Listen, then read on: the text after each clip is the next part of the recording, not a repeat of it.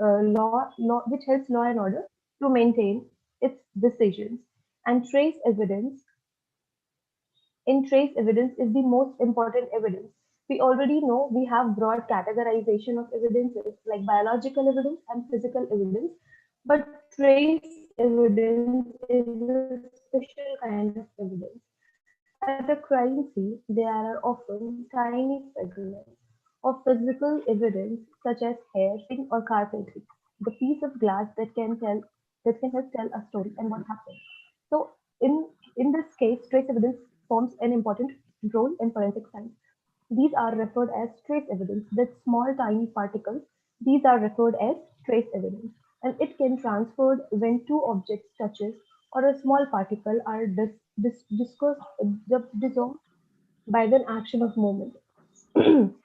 For example, a paint can be transferred from one car to another in a collision of a hair and can be left on a sweater in a physical assault. Just that, this evidence can be used to reconstruct what was present at that time.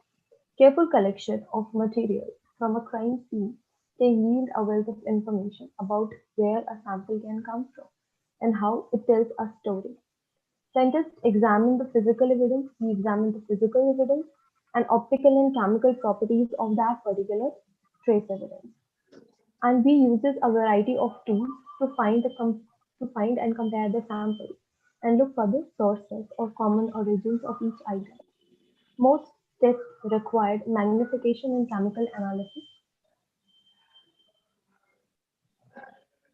and it follows the principle of exchange. We say the sole principle of forensic science. What is this principle? This principle is given by the Dr. Edmund Locard. This is important for trace evidence. This principle says every contact leaves a trace. Whenever two people meet, whenever two objects came in contact, or a people or a contact, or a people or a object came in contact, every time it leaves a trace and a mutual exchange happens. You will pick some things up or you will leave some things there. So this principle is principle of exchange and it's very important in forensic science. And this becomes Locard exchange principle because our scientist's name is Edmund Locard. And we say Locard exchange principle because mutual exchange happens. Trace evidence can be used to link people or objects to places or other people. As we already know, trace evidences are tiny particles which link people or objects. As we have already seen some examples like paint, fiber, and other things. And this links people to places or other objects or substances. After it often serves a starting point and a particular line of investigation. It gives you a path to follow. Trace evidence helps to put pieces of investigation together like a puzzle. For example, from which direction a perpetrator can arrive. How close was the victim when the bullet shattered the window? Where stolen goods when stolen goods were transported in a particular vehicle. When two objects came in contact, it leaves a trace we already discussed. With the mutual exchange, the answer of these questions can significantly impact an outcome of trial. These answers may be found in careful examination of these tiny trace evidences. Now we come to fiber evidence. Fiber evidence, we say it's a trace evidence because small particle of fibers are recovered from any crime scene. So what is fiber? Fiber is a thread-like element from fabric we use and other materials such as carpet. In carpet we see fibers and the other fabrics we use it is made up of most most fibers are easily identified under microscope because microscope can make a big picture of a tiny small trace evidence. Fibers fall into two categories, natural and man-made. Natural and man-made, wait a minute. Okay, natural and man-made. So natural fibers are those fibers which is in the environment naturally, and man-made fibers are those fibers which manufactured in a company or in a textile company. Fibers are useful in a crime investigation because their origins can be identified. That's why we do fiber examination because their origins are always identifiable. A carpet fiber on a person's shoe can indicate individuals present at a crime scene. However, fibers are very mobile and can become airborne, get brushed off and fall from clothing. This mobility makes time collection crucial. And there is a one principle of individuality. For that, every fiber is individualistic and we can classify them, we can identify their origins, and it is very tiny or mobile in nature. So we have to collect these tiny particles of fibers as soon as possible in a crime scene or in a body part. So this is time of collection is very crucial to prevent loss of materials and a cross contamination. There are three stages of preparation of fabric. There are three basic stages where a fabric can prepare, where a fabric is manufactured. First is spinning. This step is conversion of raw material into yarns. When we have fibers, we convert them into a we convert them into a yarn. Yarn is a kind of thread-like material from a raw material. When we convert raw material into a thread, we call it yarn. And then weaving technique. There are several techniques from where we can weave these threads. These yarns and threads are interlaced at right angle to form a fabric. And these angles where the thread is interlaced or prepared a fabric is unique itself. And third one is finishing. In this step, unpolished fabric is polished and commercialized for the other users. When we see the broad classification of fiber, we classify in the natural fiber and man-made fiber as we already discussed. But natural fibers is further classified as animal fiber, vegetable fiber, or we say plant fiber. Next is mineral fiber. Animal fiber is silk, wool, and fur, which is originated from animal, and vegetable fiber is cotton, jute, hemp, and flax. Then we come to a mineral fiber, which is asbestos. Man-made fiber is categorized again in two heads: natural polymer and synthetic polymer. Natural polymers are those polymers which is made up by animal fiber or vegetable fiber or mineral fiber. Natural sources and its chemical bleaching or other things make it a natural polymer. It means the natural polymers or natural fibers are regenerated into rayon, cellulose, acetate, and triacetate. Next is synthetic polymer. Synthetic polymer are solely synthetic. There is no use of natural fibers in it, like nylon, polyesters, and acrylics. These are the broader classification for the fibers: natural fiber and man-made fiber. Then let's discuss more about natural fibers. Natural fibers, as already name suggests, natural fibers are those fibers which originate naturally. For example, animal source or plant source, or these constitute the most of the natural fibers in the laboratory. Natural and man-made.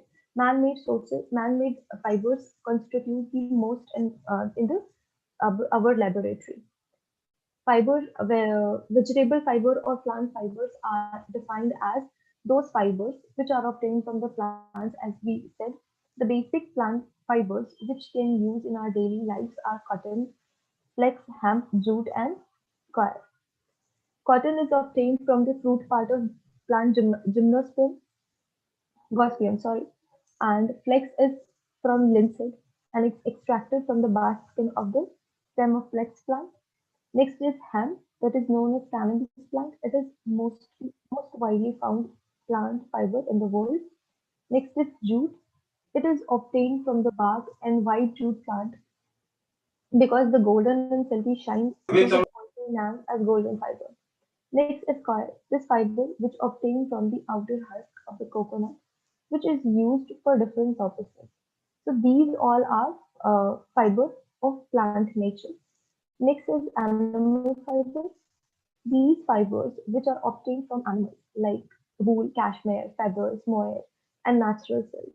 Agora fibers are obtained from Agora rabbits. These fibers are of natural, animal fiber and animal origin. Next, we come to mineral fiber.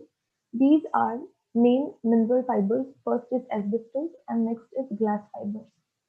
The asbestos is only natural occurring mineral fiber, which is used in making the firefighter suit and insulation, etc. The ceramic fibers are known as glass fibers, glass wood, or quartz, and can be categorized in the glass fiber group. Next is manufactured fiber. Manufactured fiber are derived from either natural polymers or synthetic polymers. Natural polymers are those which is first machine made fiber, were manufactured from a raw material derived from cotton or wood pulp. These materials are processed and pure cellulose is extracted from them. Depending upon the type of fiber desired, the cellulose may be chemically treated or dissolved in appropriate solvent before it is forced through a small hose of spinning jet.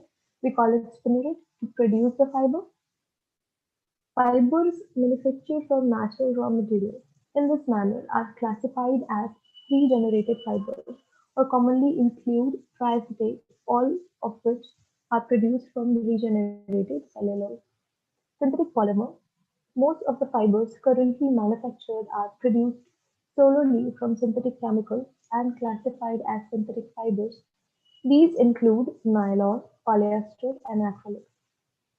The creation of synthetic fibers became a reality when the scientists developed the method of synthesizing long-chain molecules called polymers.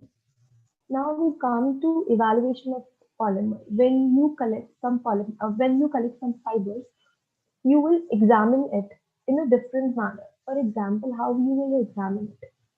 First thing, you will twist the thread or string, whatever you have in fiber evidence, the number of strands in that particular fiber, that particular fabric, how many strands are there in that particular fiber strand, the number of threads in a string, how many strings you have in that particular fiber, and then you will come to number of fibers in each thread.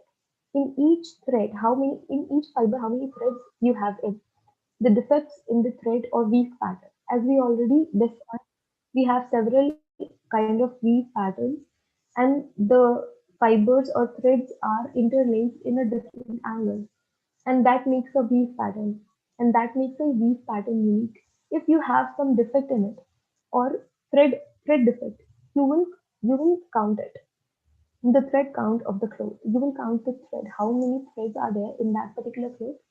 If you recovered a torn piece of the clothing originally from the standard provided mechanical fit indicates the common source. When you have a piece of cloth and you can mechanically fit it, and then if it fits, it means they have a common source of origin. Next, we will do microscopic examination. First, you will do normal evaluation of fibers. How many how many strands you have, what kind of a weave pattern it has, and all that. And then you will come to microscopic examination. Microscopic examination basically tells all these stories related to fibers. First, you will see the structure of fibers, what kind of a structure that fiber has, and the number of fibers in the material, or what kind of nature of the material, what material that particular fiber has. It is of animal origin, it is of plant origin, it is synthetic fiber, semi-synthetic fiber, or also the diameter of fiber. You will see diameter of fiber, what kind of a diameter it has. It is oval, it is round shape, whatever shape it has. The presence and absence of contamination. It has it has what kind of a contamination it has. You will see by microscope. The color of fiber you will discuss. The color of fiber you will count. What kind of a color it has. Sometimes we see if two cloth pieces are red in in appearance, but when you examine the dye, you will see the difference, the chemical composition difference in that particular red dye. Cross section of the fibers. It is important. Cross section of fibers are important. Whenever we do cross section of a fiber, we can see different shapes. It can be round, it can be oval, double shaped, uneven shaped, very different kind of shapes you can see. The cross section, that's why the cross section of fiber is important. Next, inclusion or declusion of lasting agent and adhering material. And then processing defects. Sometimes when the fiber is processed in the industry, it has some defects, and that defects are unique itself. And it follows the principle of individuality. Everything, natural or man-made, it has individuality, and the process failure of defect. Whenever the fiber is processed in industry, if any kind of defect it has from there, so all the fibers processed from that particular machine have that particular defect. So it links that particular defective machine to that particular fiber defect. And then damages if that particular fiber or fabric has some damage, aberration or wear and tear marks. Whenever we use any kind of fabric or cloth material, by using it daily or using that particular thing, it has wear and tear marks. If it has wear and tear marks, we'll count them. Then we use ultraviolet rays fluorescence and polarized light of phase contrast. It extends in microscopic examination. You can use ultraviolet rays and polarized light to see in phase contrast microscope. It also comes under the microscopic examination. Now, method of examination of fiber. First, we will do physical examination. Then we'll move to chemical test. So first, in physical examination, what we'll do, refractive index. What is refractive index? Refractive index, when we do refractive index examination, we will see the bifringes, that particular fiber is bifringes or not. Many unfractured fibers have double reflection. In that particular fiber, that double reflection is called bifringence. Synthetic fibers are manufactured by melting a polymeric substances in a solvent, then passing it to a spinneret. Then the fine filament with molecules aligned this arrangement gives that fabric or fiber optical property, and that optical property we consider in refractive index examination. And that particular crystalline that fiber, this process crystalline that fiber, and that gives the optical property and double reflection to it. And that double reflection we can see in refractive index examination as it falls under the physical examination. Next, we see the melting point. The melting point is particular to each fabric or each fiber. Then we will do density gradient examination, and another one is tensile strength. So what is the tensile strength? When we stretch the particular fabric, it gives you the strength, it gives idea about the strength of that particular fiber. And in density gradient fiber, we do density gradient examination in soil and glass evidences too. And for the fabric examination also, we perform the density gradient examination. In density gradient examination, we'll we'll take two kind of solvent, which is heavy and which is lighter, and then we put our fabric or fiber sample to that particular solution, and we can examine that the density of that particular fabric we are examining. Same with the melting point. Melting point is that point where that particular fiber or the fiber under examination melts. So these all refractive index, melting point, density gradient, or tensile strength examination falls under physical examination category.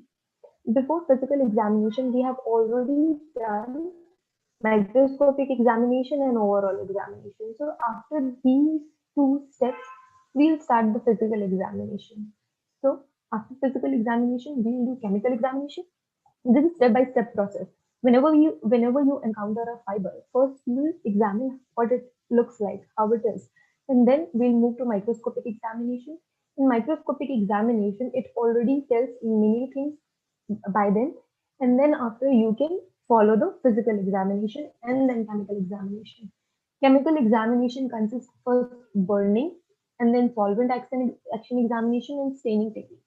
But burning every fiber has characteristic properties as we already discussed. Not only fibers, every object, every object in this world have characteristics, some of their individualistic characters to them, and just and with the fibers too, they have characteristic properties. And by burning that particular fiber, we can understand the different characteristics. Like when we burn cotton, it smells like burning paper and has afterglow. When it's about to exhaust, it gives a afterglow effect when we burn cotton. And when we burn wool or silk, it smells like burning of hair. But the silk does not burn as easy as wool. So burning silk thread is hard as compared to the wool, but burning of cotton smells like a paper. So each fiber or fabric gives characteristic smell and characteristic burning effect. So these effects are counted in this chemical test. Next, we'll come to solvent action. Solvent action, we dissolve our fibers or our fabric in some particular solvent to see the chemical properties of that fiber. What kind of a chemical treatment that particular fiber has. Next, we'll come to staining technique. As we discussed, the fabric uh, the fabric prepared in three steps. First, raw material conversion to raw material to thread or yarn, and next is yarn or thread is converted to a raw fabric, and then polishing or commercializing that particular fabric. So staining technique. We have different colored fiber, different colored fabrics in our daily life. So these different colors comes from these staining technique. And coloring and staining technique is individualistic in itself. So these fall under chemical examination or chemical test, burning examination, action examination, and staining technique.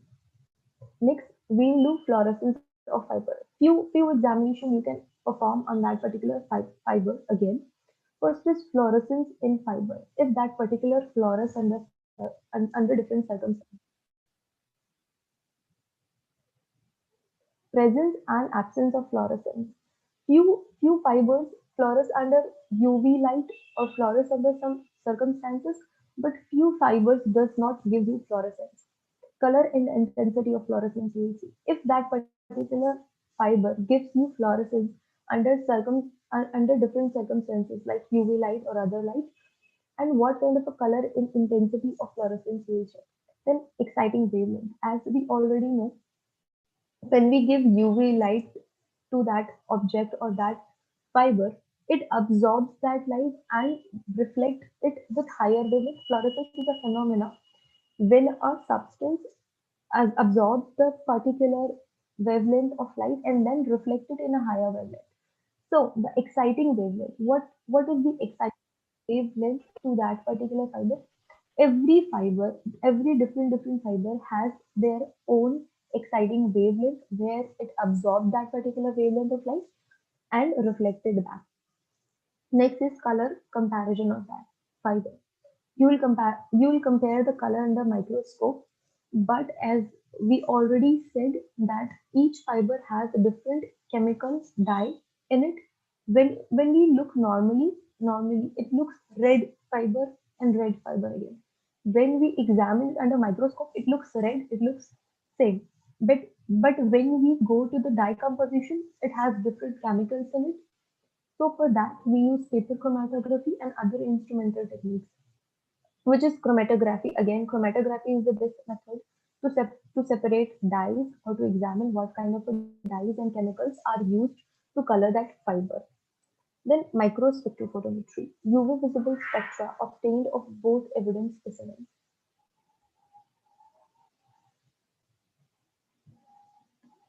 Both evidence specimens of fibers. Microspectrophotometry again gives you the individualistic characters of that particular fiber. When then we use infrared spectroscopy, it also helps. Pyrolysis gas chromatography gives you the dye composition, gives you the idea about the dye composition that particular fiber has. Pyrolysis under controlled conditions, the fiber gives degradation product which characteristic for the material. Pyrolysis gas chromatography is a destructive technique.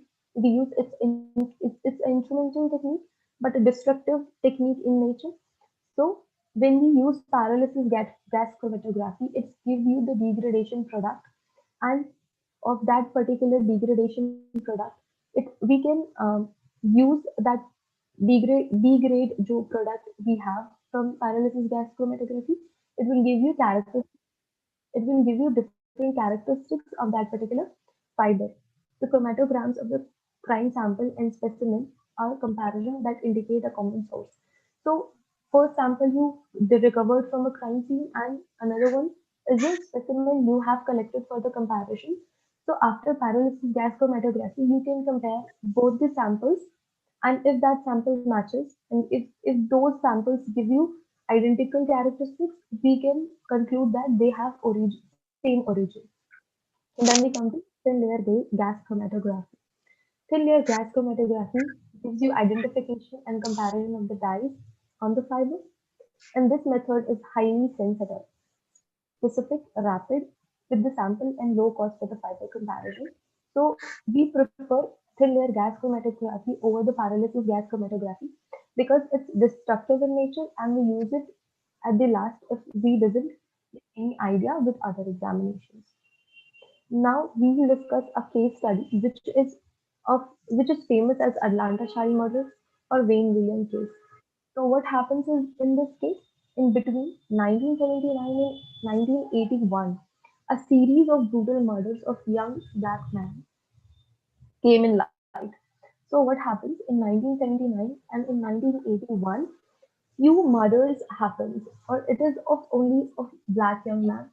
So the area Atlanta is already terrorized with this thing. 29 homicides were officially linked to the same killer. So everybody thought that all the homicides, all the murders is already done by one person only, and all the homicides is linked with that particular killer. But the police has no idea or little evidence to track down that killer. Investigation went off. Investigation of that becomes known as a child murder. Nobody knows about the murderer. Nobody knows anything about it. No evidence is there. But this case gets famous with the child murder, and it begins in July 28, 1979, when the woman discovered the body of two young men concealed in an undergrowth alongside a road. So when it starts in July 28, 1979, when a woman discovered two bodies of young black men. Then by 1981, nearly 20 young black males have been murdered by the same manner. It is of strangulation or asphyxia. The murders are of lack of oxygen. It looks like it's used that killer is using strangulation method to murder them. Along that, the forensic evidence linking the killers were the fibers found on the body clothing of the victim.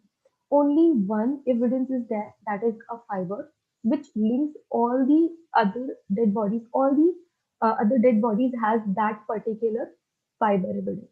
The only evidence the investigating agencies has. The yellow-green nylon fibers were unusual. That particular fiber evidence was yellow-green kind of a nylon fiber, which is unusual, and in a cross section it is of tri-lobed. It looks tri-lobed in cross section. The fibers appears to be those used in rugs and carpets. It looks like it is a fiber of a carpet or rugs.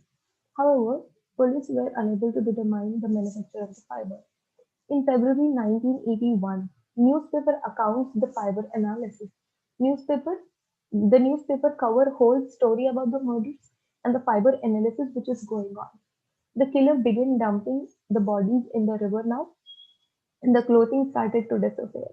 It appears that the killer was monitoring media coverage of that killing and modify his method to reduce the fiber evidence. When this case got media coverage, the analysis of fiber came into light, and that particular killer, that particular perpetrator was following that media coverage of killings and fiber analysis evidence. So he understands that he's uh, he's he's with that fiber, means that fiber is recovering from that body, so he have to reduce that fiber.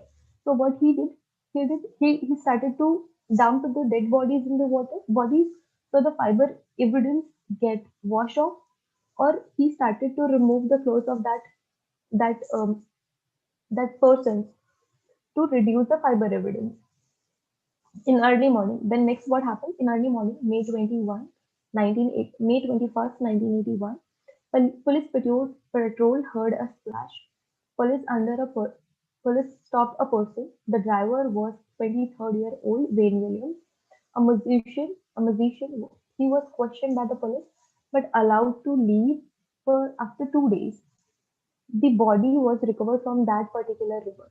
That person, Wayne William, was stopped from a river. He was around that river and he is questioned, but he was allowed to go.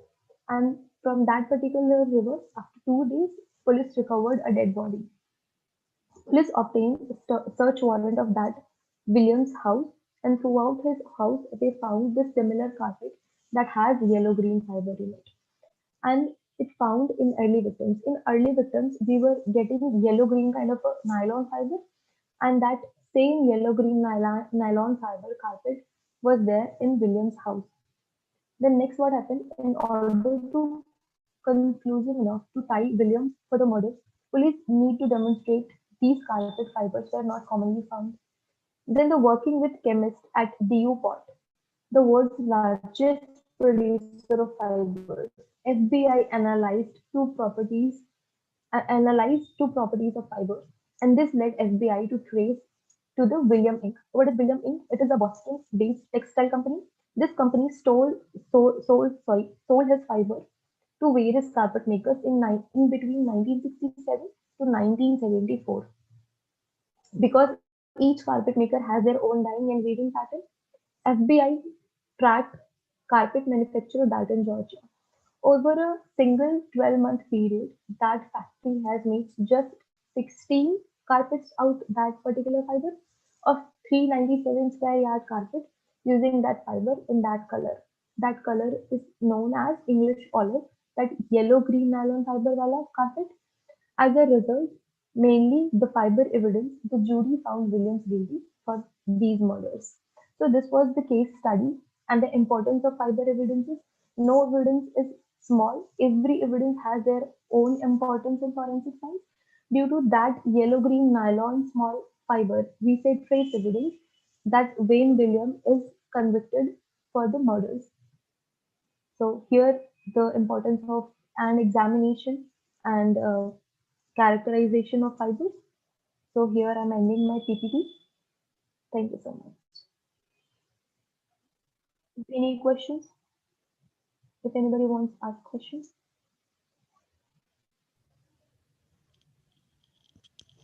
Thank you so much, ma'am. If participants have any questions, they can put them in the chat box.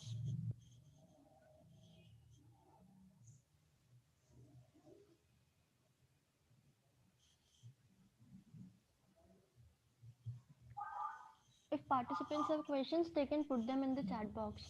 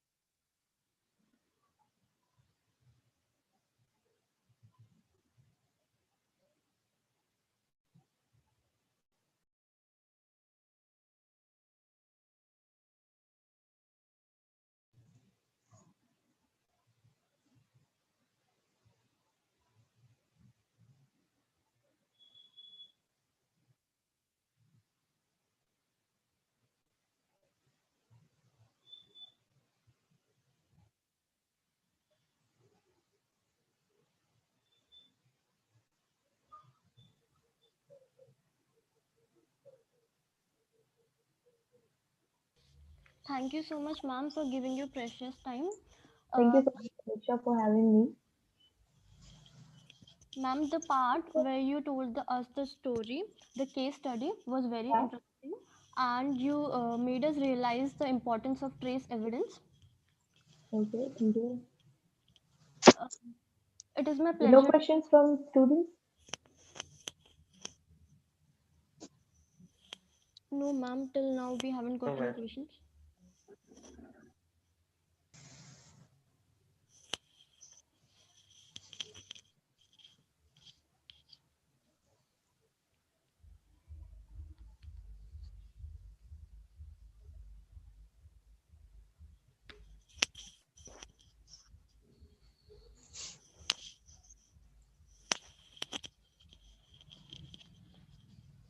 It is my pleasure to propose the vote of thanks on behalf of the committee. I thank our resource person, Ms. Diksha Sharma, forensic science coach and the founder of UGC Net Forensic Science YouTube channel, for having to accept our invitation for this webinar. Today's webinar was full of knowledge. It gave deep insights into the topic forensic and trace analysis of fiber in criminal investigation. Ma'am, your elaboration on this topic was very informative. Thank you very much, ma'am. I thank Thank you all the so much. participants. I I would thank like to thank you, Samisha and Sir, for having me and giving me this platform to give the knowledge I have. And thank you so much to you and all the students who all have joined today. Thank Ma'am, two questions in our chat box. you. Sure. One from Yankee Das. In Thank which you. cases paralysis gas chromatography is used? In the cases where we want to examine the chemical composition of fibers, like what kind of a chemicals it has, and after performing paralysis, we generally don't use paralysis gas chromatography at the starting of examination because it is destructive in nature. After using paralysis gas chromatography, we are not able to examine anything again on that particular substance. So we use paralysis gas chromatography at the end. We don't when we doesn't get any idea about that evidence. So we use paralysis gas chromatography at the end. It is a destructive technique, and when we have to examine chemical composition, basic chemical composition of the substance, then we use paralysis gas chromatography. Another question from Preeti Rajan. How, wait, ma'am. How can we examine the fiber evidence in case of burning hanging cases? In burning hanging cases, you have the burned material. When we say, we also perform the burning um, examination on that fiber. So after the burning, we have residual material. We can use chemical examination on that residual material. It gives some idea. But in hanging cases, it's easy to examine the fiber analysis. But in burning cases, it makes it difficult because your fiber is already burned. So after you have burnt fiber, you will perform some chemical examination, but you have very little utility to it. But still, you can perform chemical examination from some chemicals or solvents we use, and then we see what kind of a residual material it has after burning. So if we have some suspect fiber, we can perform that particular burn examination, and then we examine what kind of a residual burned material it gives. If it's similar to that particular suspected sample, we conclude that it has same origin. Question from Aman. Which solvent is used in fibers analysis in forensic science? So there are various solvents. It depends on the fabric you have. If it is a natural fiber, if it is a synthetic fiber, if it is a semi-synthetic fiber, it depends on that.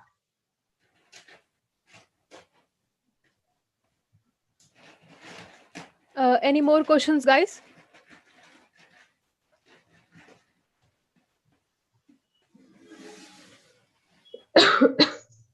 You can write in chat box. I request all the participants to fill the feedback form that is in the link is in the chat box. Any questions, participants? Question from Swaroop. Can spectroscopy technique be used for fiber analysis? What?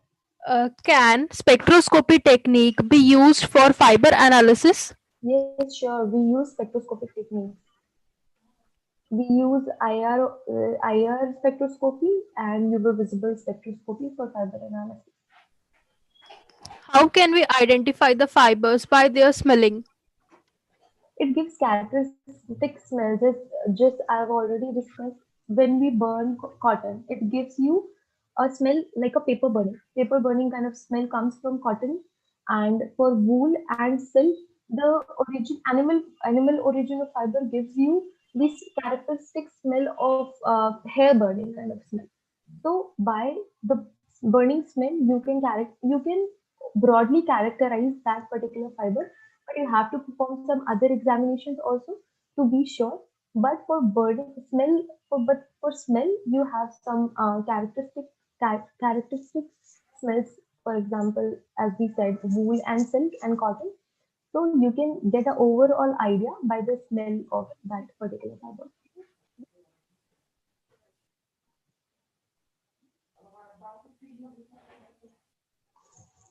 Ma'am, wait a minute. One question in YouTube chat box. Yeah. How can we determine the type of fiber? The type of fiber, you will determine the type of fiber by looking at them. Microscopic examination will tell, or when you will do chemical examination, it will tell the composition you have of that fiber by examining the composition, by looking at the microscope, UV light, using the UV light and microscope or phase contrast microscope. It will give you the idea about the fabric or fiber.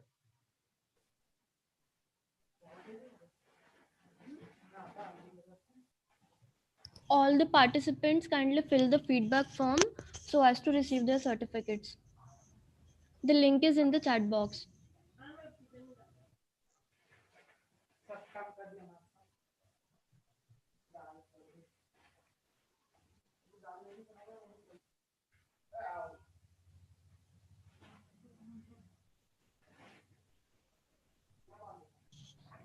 Good afternoon to all. I am Anjali Fatting and I am here to present the vote of thanks for today's webinar. It is my pleasure to propose the vote of thanks on behalf of the organizing committee. I thank our resource person, Ms. Diksha ma'am, forensic science coach and the founder of UGC Net Forensic Science YouTube channel for having to accept an invitation.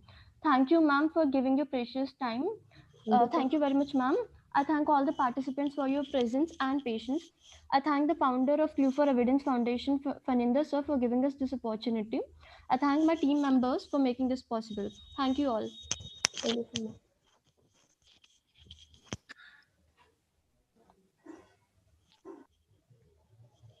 All the participants fill the feedback form so as to receive their certificates. So are we leaving the group?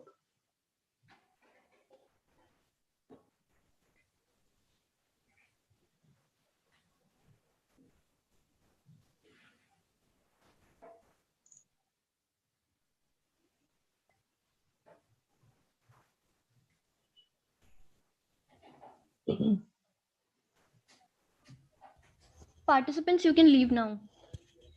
Thank you, ma'am. So much. Thank you, Thank you all the so much. It's participants. great time I'm having with you guys. And again, thank you so much. I wish we'll do more webinar like this in coming upcoming time. Thank you so much. Thank you, all the A great participants. day. Have a good day. Thank you. Good day ahead.